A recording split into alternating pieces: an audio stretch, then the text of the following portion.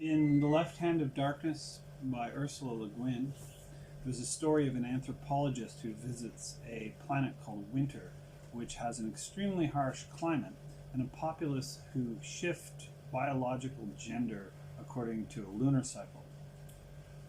But the religious tradition is very, very interesting because they have a type of practice called the Handara or Handarata, I believe, Handara. And it pertains to what I think we should be looking at when we study the world, the tarot card known as the world.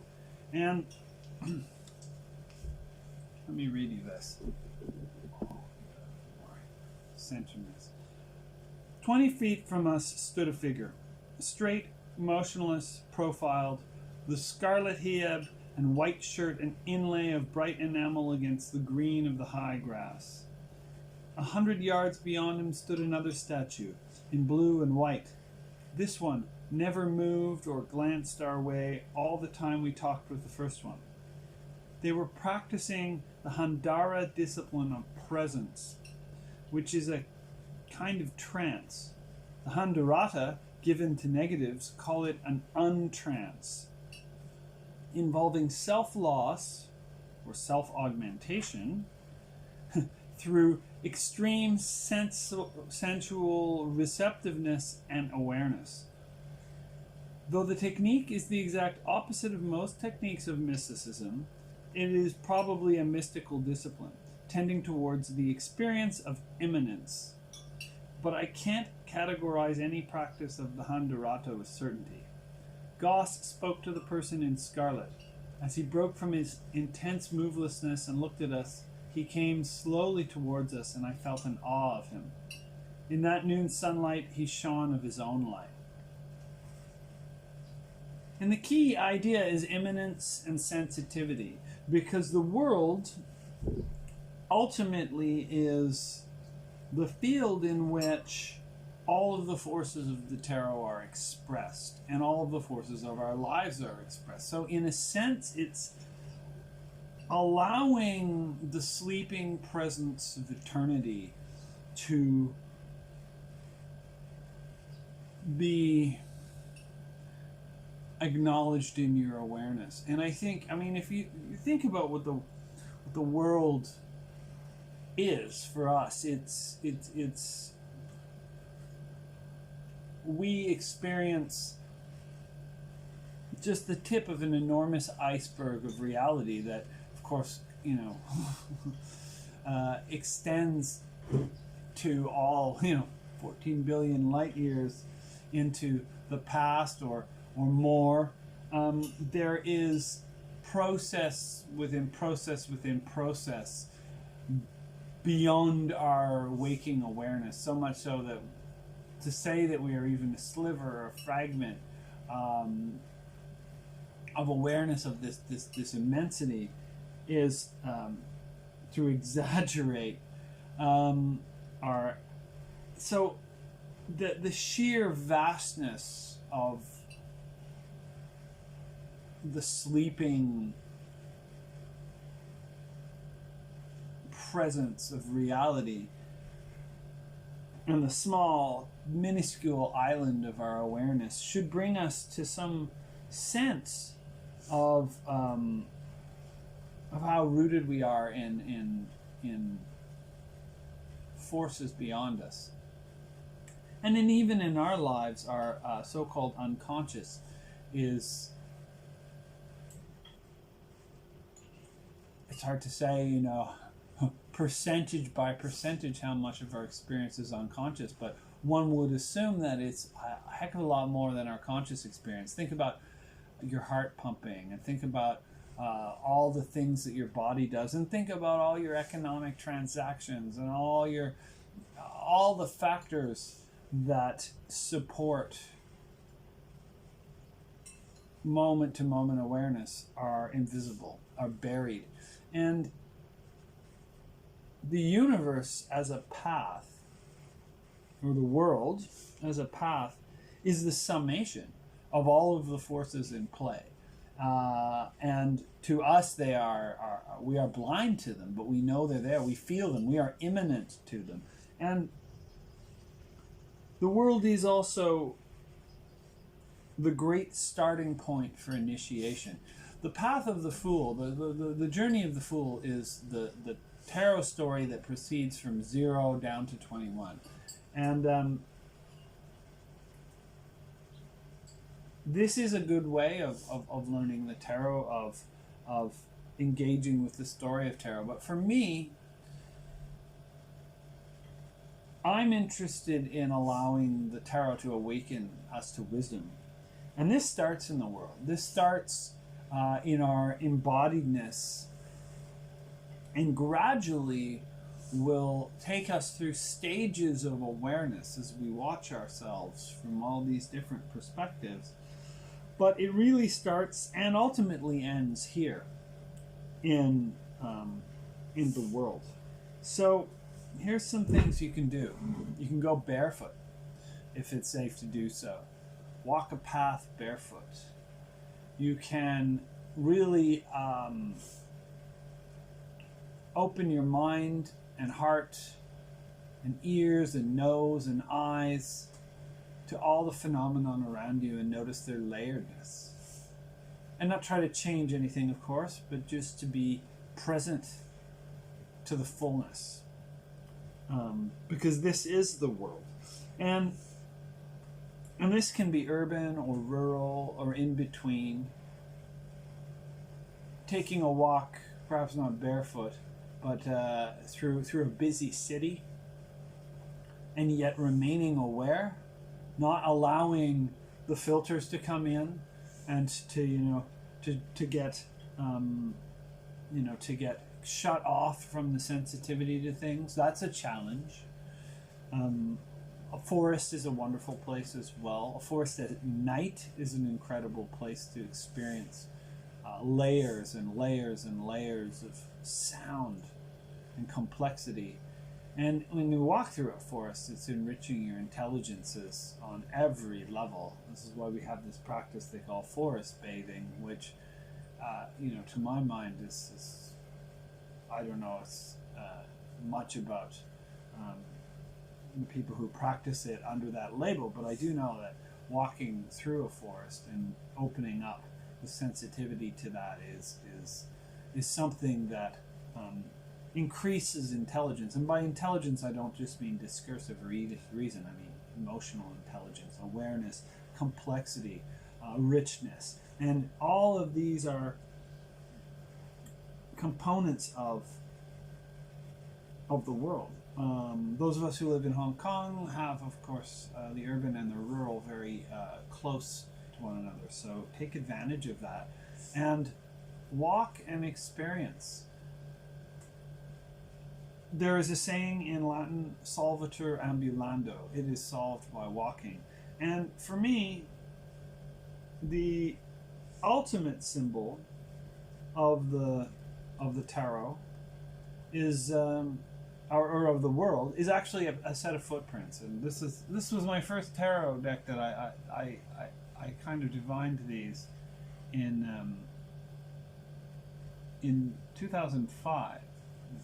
We're getting and they are footsteps within a kind of stylized Ouroboros, and the feet, of course, pulse right back and forth as you walk with a bilateral motion. And walking the path in that way, I think, is a way of connecting to the concept of the world. In the cards themselves, of course, the imagery is often standardized. So we see a lot of this idea of a wreath, which could be an Ouroboros, which could be also a gate, a yoni, obviously. These four characters of the four directions are the tetramorph, and they refer to actually the fixed signs of the zodiac. So we've got Taurus, fixed earth. Leo, fixed fire. Scorpio, fixed water, symbolized by an eagle. This is conventional. And Aquarius, fixed air, symbolized by a human being. And so we'll see this quite a bit in these cards. I have a selection of cards, and I may add a few more. And I'm going to carry these cards through all 22 weeks. So we're going to sort of simultaneously pour the influences, the aesthetic intelligence of all these different decks into our path working, because that's what it is. This is called a path working, where we activate the paths of the Tree of Life via the tarot. And so if you recall, here we have this lovely map, the Kircher Tree of Life, and this path here, right, it runs from Malkuth to Yesod. This is the path. Let me get a pen so I can show you. Woohoo! This is the path of the universe, the world. Crowley called it the universe, and I think that makes sense. You can even call it the multiverse or the omniverse, if you like. It's about the immanent field, and it reflects the fact that Yesod is a prism through which consciousness engages with and projects onto Malkuth. Malkuth is the empty mirror, but awareness projects onto that. And of course, the configurations of awareness are the subject of magical practice. We wish to augment or otherwise affect how we dream the world into existence. And so what do we have here? We have the dancing goddess, the double-wanded dancing goddess, who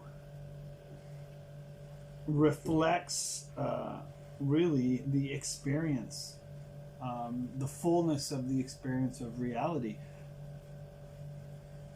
This card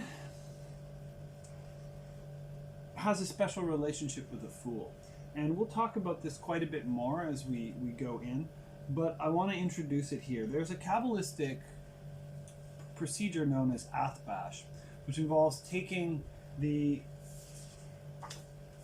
here it is in Hebrew, it involves taking the first letter, Aleph, and the last letter, Ta, and pairing them, and the next letter, Bet, and the second last letter, Shin, and then pairing them. That's Athbash. And then you go all the way through the tarot, essentially taking the Hebrew, or all the way through the Hebrew, and essentially folding it over into 11 pairs.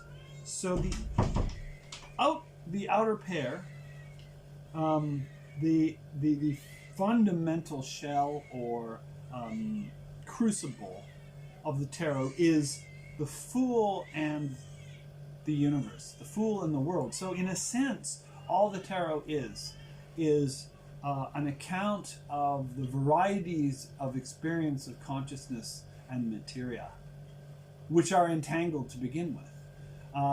So it is the varieties of experience that fundamental pairing of awareness and the continuum can yield. It can yield everything. Spinoza said, the attributes the human being can perceive of the divine substance are thought and extension. So you could look at the Fool as thought in its purest form, and the world as extension in our purest form. So think about this is the archetypal relationship in the tarot. Okay, so you can see in this Swiss deck, we have again the tetramorphs, and we also have this griffin or eagle. This is a lovely deck called the Swiss deck. This is This is the Ancient Italian Tarot. It's a really nice deck, actually. I commend it to you. It's got that old tarot aesthetic. So if you like the old tarot aesthetic, it's a Marseille style deck, which means that justice is 8 and strength is 11. I ultimately choose the other arrangement, and we won't talk about that too much here, but it does come up. We'll talk about it as we go on, that some decks have this classic arrangement, and there are a few decks following the Rider-Waite tradition that have put justice as 11 and strength as 8, and I agree with this because this actually works with the Athbash quite a bit better, and I'll show you why in later classes. We can discuss that, but so I ultimately fall back on the Rider-Waite pattern. There's some interesting things that have been done to respond to this problem, because it's a problem when you try to marry the Kabbalah and the Tarot. When you try to take the Hebrew letters and overlay them over the tarot sequence, you get a hiccup at 8 and 11 in the ordering of the symbolism. So that's why this is an issue. Any rate, I'm going to let you remain open-minded, but bearing in mind that I fall back on Rider-Waite. There's a lot of different decks I'm carrying along for the ride. Of course, Elise's deck, the Blood and Ink Tarot, which has the image of the gate and the Tetramorphs, but in an abstract and raw fashion. The gate is very, very clearly the Yoni, and we can see this also in Leonora Carrington's exquisite piece here with the Tetramorphs and, of course, the dancing lady. Leonora Carrington was a surrealist and esotericist. Things get, of course, funky, as they often do with the Hermetic deck. This gives the title. The Golden Dawn had very evocative titles, so this is called the great one of the Night of Time. So that's sort of where I'm getting this notion of the sleeping fundamentality behind everything that we're not aware of, but we feel its weight. It's eternal body. And you can see the symbolism of Saturn with the sickles up top. To really make the most of this journey, I think you should take a couple decks that you want to bring along with you, and each week lay out a table with those cards, and bring those cards along for the ride, like a giant sort of composite weaving of these energies in a path working as we weave our way up what's known as the path of the serpent, which is the winding of the paths which come up all the way back up to the top. Okay, I have a few issues I want to talk about. So sensory saturation. Try to open your sensitivity to your environment, either formally or just through the day, and feel the saturation of presence, because that's what this path is about. It's about the enormous ocean to which we are present. So as we awaken to that, we are really knocking on the door. We're petitioning to open the gate of awareness into the vastness. We're petitioning to look further than the little glade that we are currently aware of. There's a saying from Crowley. I forget which book. It could well have been 777 or the Book of Thoth. I read it many years ago, and it really stuck with me. He had little statements about each of the paths and little poems. The universe is the hexagram, he said, And I'm pretty sure this is oral wisdom getting passed on. Why is the universe of the world a hexagram? And before I answer that, I want to point to something very cool, which is this very old deck. This is the Visconti Sforza. Has this amazing picture of a fortress upheld by two cherubs. I generally intuit that this is the forces of light and the forces of darkness, or light and shadow, which are, of course, manifestations of the singular reality, upholding this world, this kingdom, which is hexagonal. This is a hexagonal palace, and this is in the Visconti. This is in the Pierpont Morgan Visconti deck. If you go back even further, over here we have the Carriel. It doesn't have that. It has a lovely, lovely image of the world. It has, oh, actually, what? It does sort of look like it has some hexagonal cities. Actually, now that I look at it, you learn something new every time you do this. The reason I keep doing this again and again and again and again is because I keep learning. It feels to me like perpetual pathworking, which is what I practice, is like a siphon. I read actually just recently in David James Smith's Deep Principles of Kabbalistic Alchemy, this type of knowledge that we seek is like suckling, and I feel in a way it is. It's not an over. So yeah, so David Smith talks about this idea of suckling on the deep flow of the unknown, of the mystery. And I think that's one of the reasons for us to be studying tarot, is to connect to that. And of course, Mother Goddess is very present in the path of the world, as we can see in this card from the Tarot of the Holy Light, which has an image of Gaia. Now, we have other images. This is from the Alchemical Visions Tarot, which I'm on and off about. I think it may not be as profound as it purports to be, but there's some interesting imagery going on here. I like it. So this is a Linnaean classification, I guess, or maybe not. It's mixing a lot of sort of early Industrial Revolution type science and diagrams and stuff. So there's a tree of life here. I guess the thing is, he often departs from tradition quite radically, and I'm not sure it improves upon it. I'm hit or miss with that tarot, but I'm including it at this stage. I want to say a bit more about the universe is the hexagram. So one of the things that I pointed out is the Fool and the universe are in a paired relationship.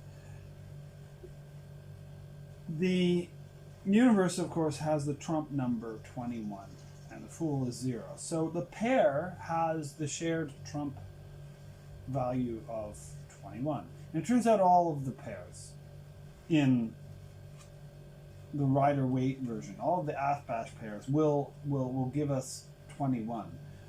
And 21 is the sum of the numbers between 1 and 6.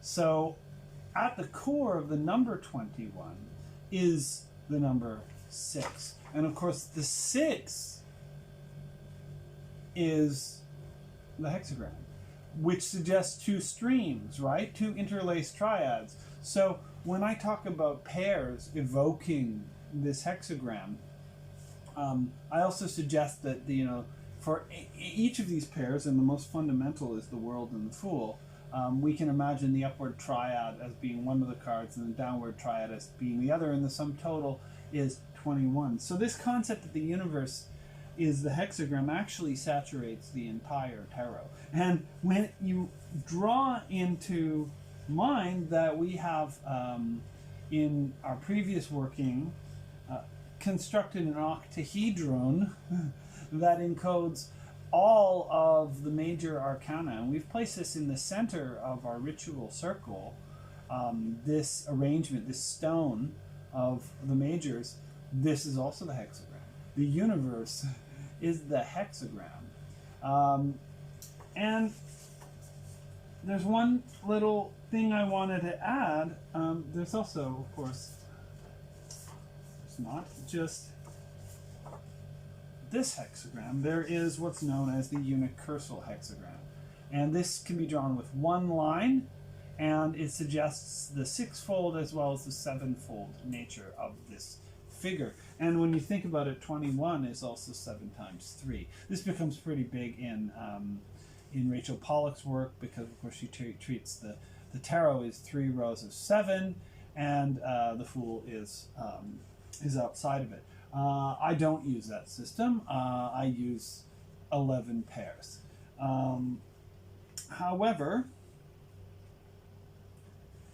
this unicursal hexagram is the symbol used for the religion or practice known as Thelema. Thelema is most strongly associated with Aleister Crowley.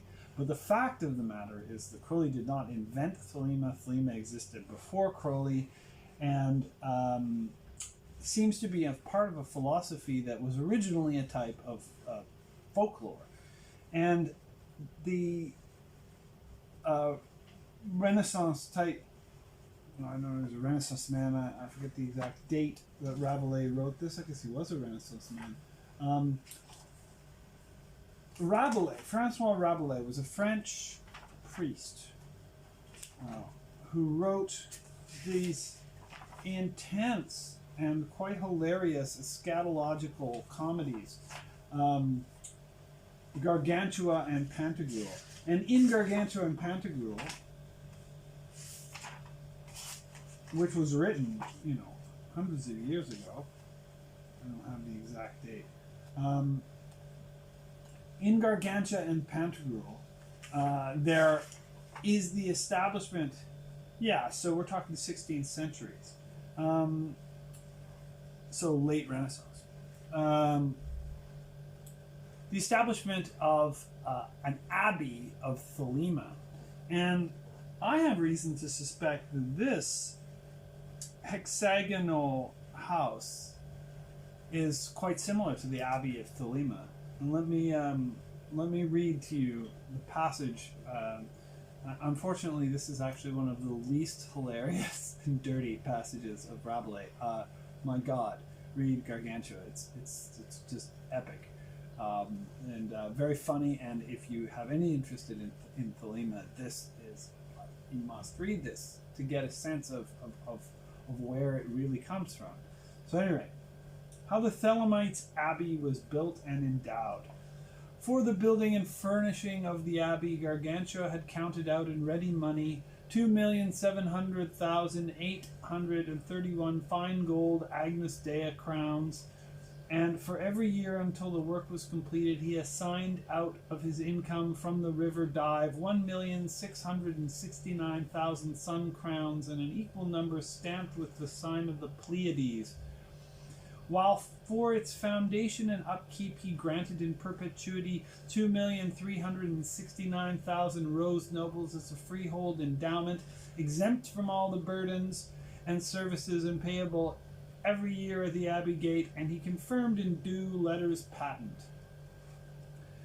The building was hexagonal in shape, and so planned that at each angle was built a large circular tower, 60 yards in diameter, and all were alike in size and architecture.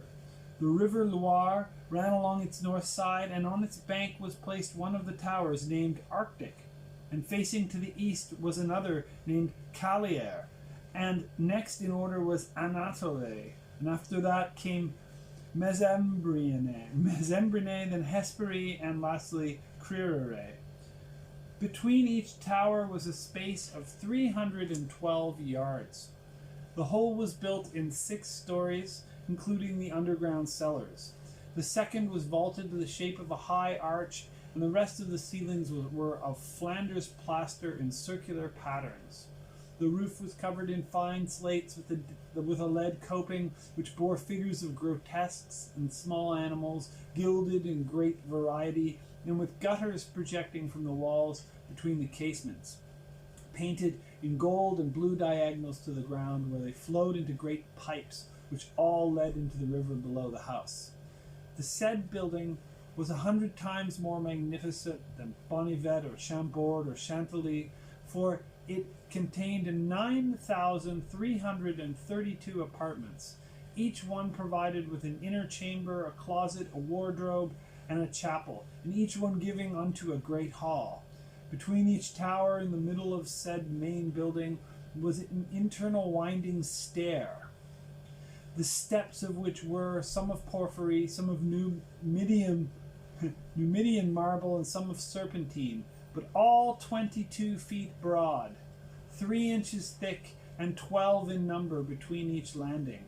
On each landing there was a fine old-fashioned double arcade through which the light was admitted, and through it one entered a lattice-windowed closet of the breadth of the stairway. The steps went on to the roof, and there ended in a pavilion.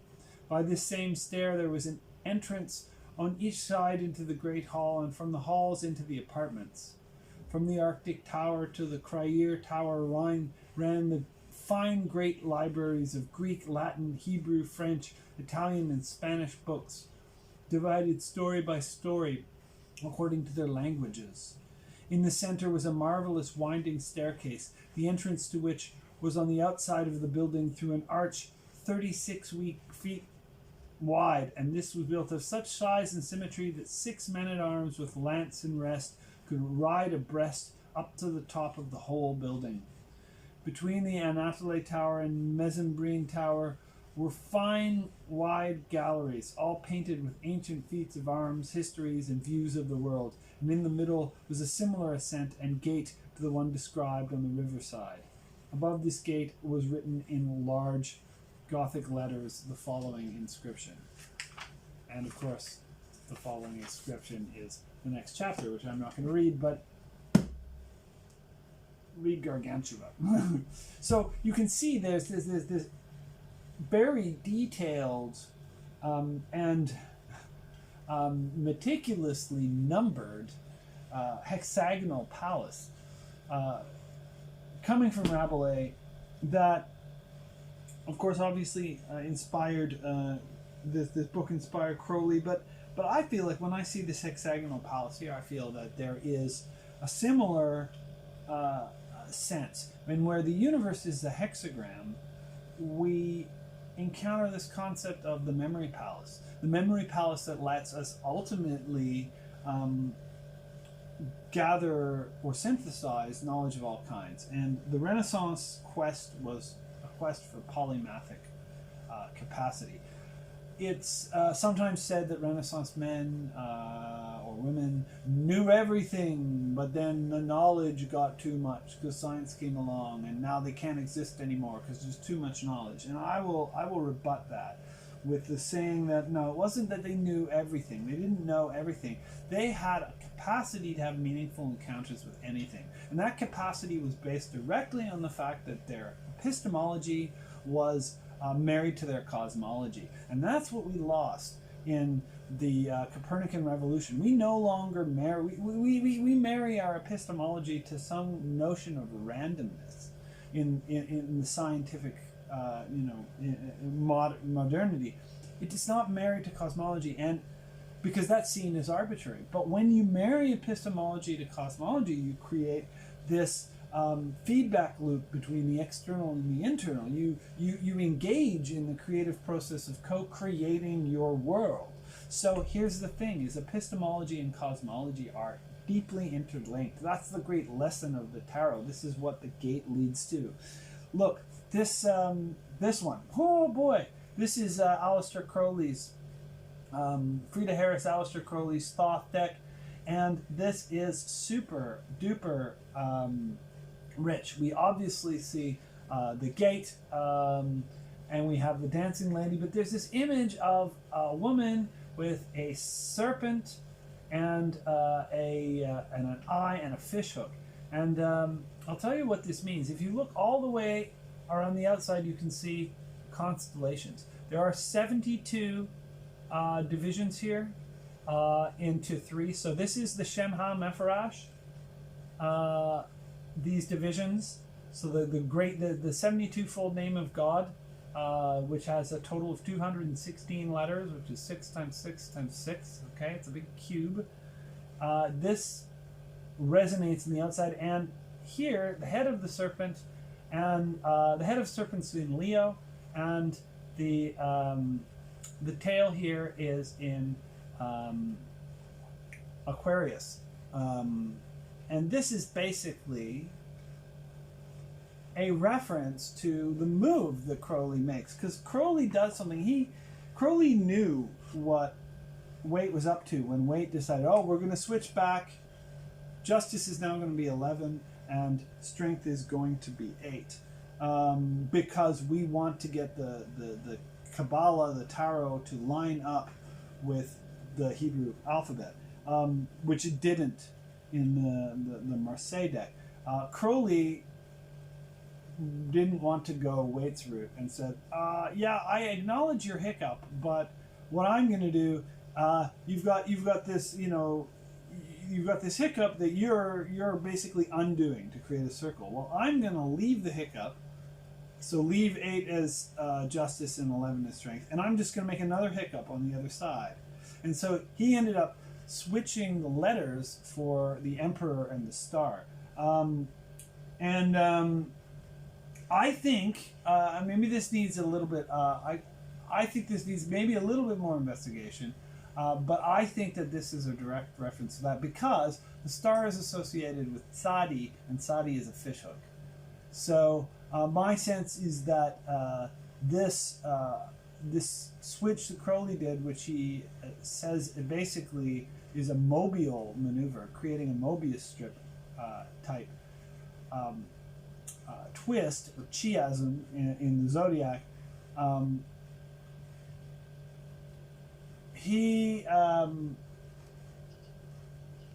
think he's encoded in this, so that bears maybe further scrutiny.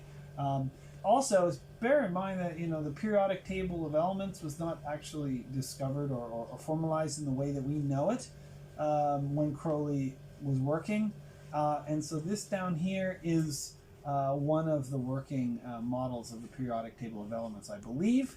I could be mistaken again. All of this stuff is open for discussion and further research and verification, but I think this is a image of a proto-model of the periodic table. Periodic table is, of course, one of the most powerful arcana that we have, and we shouldn't take it for granted. It's quite a thing, and it's young. Okay, so we've looked at all these cards, we've gathered this momentum, and think about this path as one of gathering momentum, inertias. There's so much inertia. Saturn, right? This is the path of Saturn. There is a tremendous and profound amount of inertia here, and we gather it, we acknowledge it, we become present with it. I am not going to assign, any elaborate meditation except for what I assigned last week, which is that walk. Take a walk, and these kinds of walks are better if they're kind of inconvenient. In other words, what I mean is they're not en route to satisfy some other end, because in a way, when you do something that does not fit into your convenient everyday cycle, you're sacrificing the energy of convenience for the singularity of that practice. And sometimes, we always have to sacrifice something. And sometimes the best thing to sacrifice, honestly, is convenience. So take the time to create a walk that has no other purpose than to walk. To create a thing that has no other purpose than to be created. And that will charge it, because the sacrifice of convenience loads the moment with a meaning. It's harder to do. and it loads it with meaning. So take that walk. Go into the city and become saturated with it sensorially. Feel its momentums. Go into the country. Feel it. But open up your senses. Open up the gates. And when we open up the gates, a transformation will occur where we start to awaken the sleeping serpent. And it will climb back up the tree to the crown. And this is what the path working is, and this is the nature of the next 22 weeks. So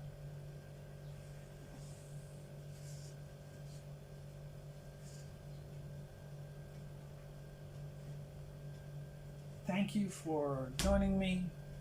If you're in my course, of course we'll talk about this more on Zoom, but if you're watching these videos just to get an idea of how I teach the tarot, or to follow these rhythms, keep following along, do the exercises, and you will have experiences that